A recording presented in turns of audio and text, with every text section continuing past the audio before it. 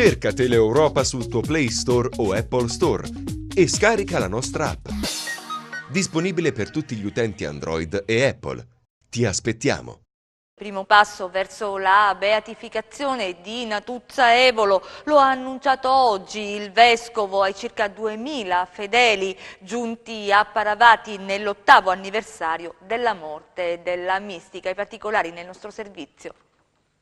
Nei prossimi giorni costituirò, d'accordo con la Congregazione della Fede, una commissione di teologi per studiare i fenomeni speciali di Natuzza al fine di arrivare presto ad ottenere il via libera della Congregazione della Fede per poter aprire l'indagine diocesana sulle virtù eroiche della nostra mistica.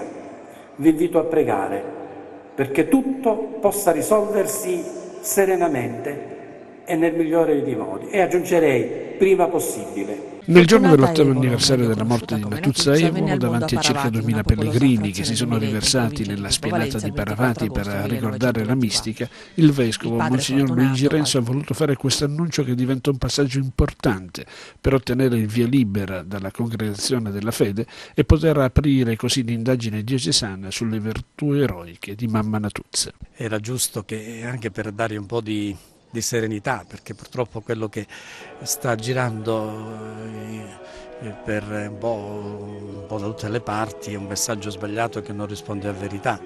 E poi d'altra parte è stato costante questo cercare di uscire dall'imbarazzo fin da quando questa difficoltà, questo disagio, queste perplessità sono state manifestate dalla Congregazione della Fede. Non c'entra la Congregazione dei Santi, che la Congregazione dei Santi ha avuto i riferimenti dalla Congregazione della Fede, quindi adesso il problema è lì. Certo, su Natuzza ne è passata di acqua sotto i ponti, ci sono state tante cose chiarite nel frattempo. Ho puntato almeno sulla costituzione di questa commissione di teologi da cui uscire e quindi riprendere il cammino che si è momentaneamente interrotto.